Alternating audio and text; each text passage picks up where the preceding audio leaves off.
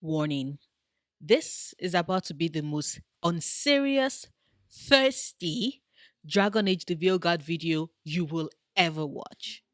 I'm sorry?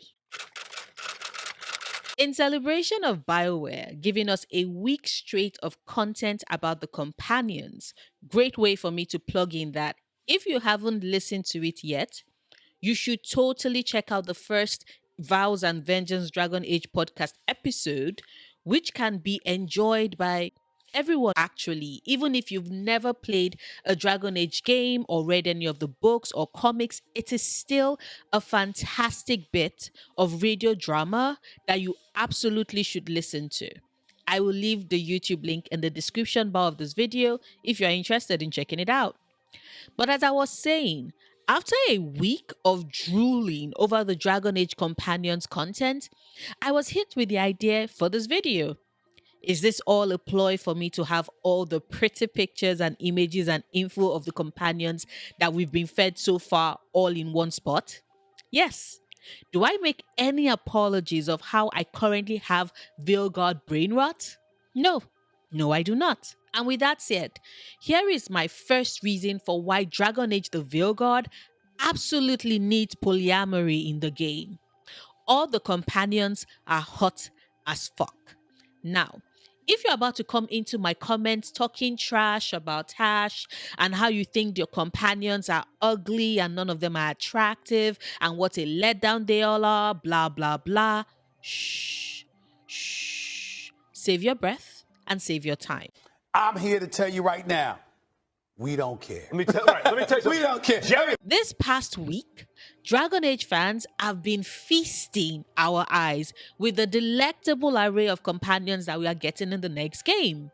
Neve and that cobra prosthetic leg is about to step on my neck, and I will thank her. We already caught a glimpse of her seducing Rook in the release day trailer, and my brain legit fried with how she pushes Rook away all the while Rook was angling for a kiss. I am still in that very moment with her saying, maybe that's what scares me.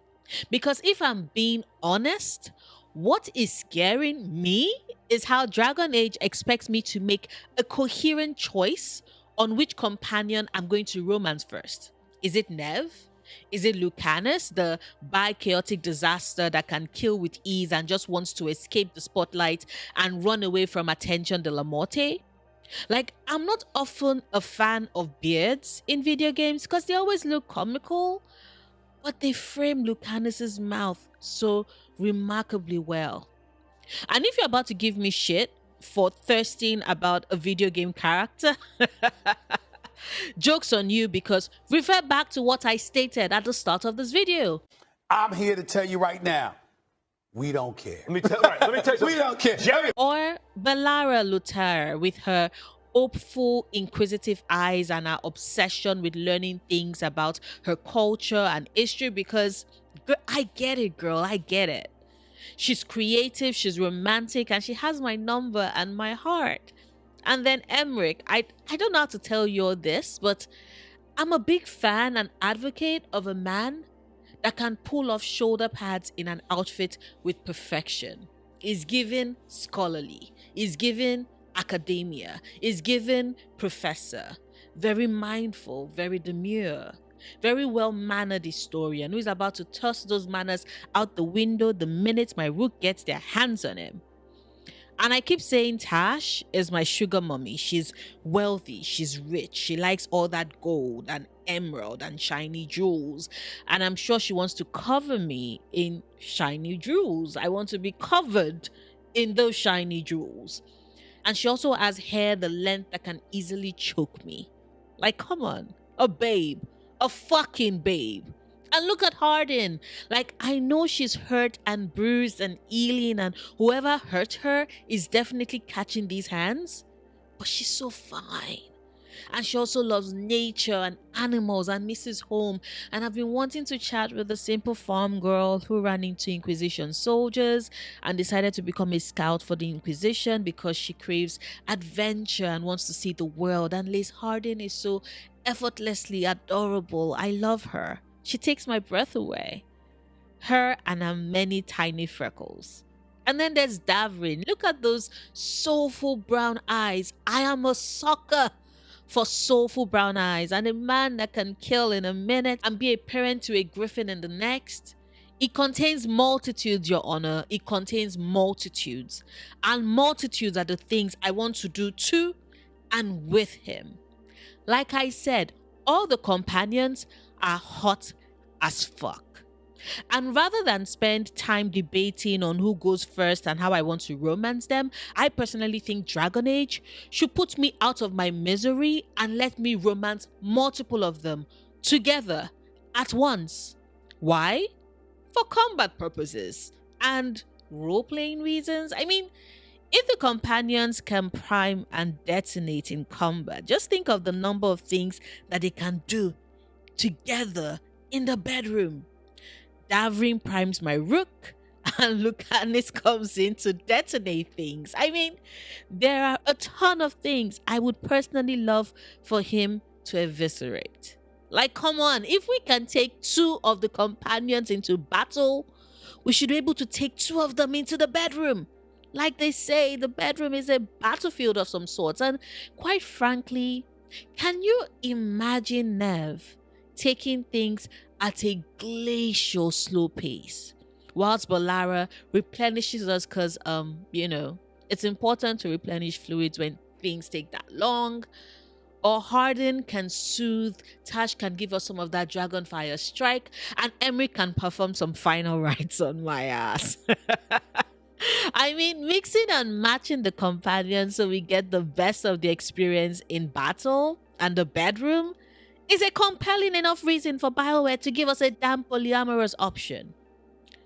And I do think that doing so will drive the anti-woke mob out of their damn minds, which is the third reason for me personally. I mean, they already complain that we have black elves and brown elves and queer characters and way too much female companions than they are male, and they complain that Taash doesn't even look female and BioWare is going woke for broke.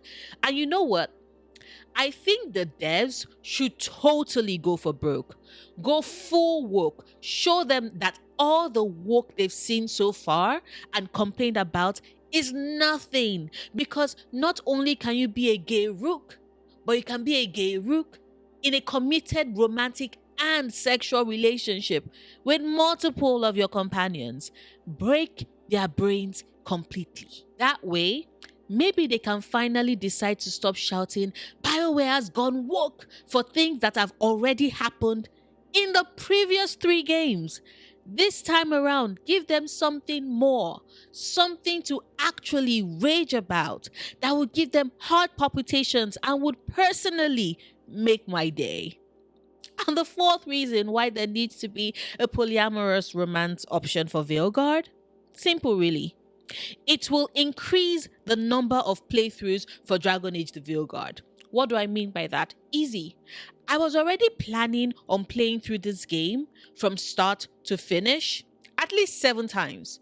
1 for each of the companions, because I want to see how the story twists and shifts around them so I can get and gain everything there is to about this game. I know romance isn't for everybody, but I like my games giving me both the chance to romance a character and be a slaughterhouse. Duality, people. We can do both.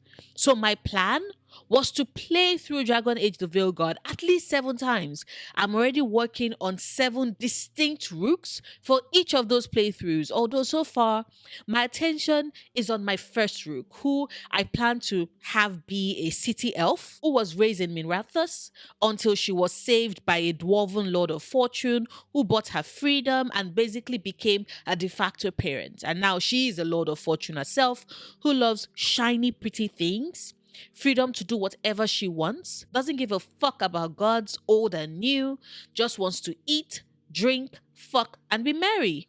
Oh, and she's drowning in sarcasm because she still has a lot of unprocessed, unresolved trauma from when she was a kid.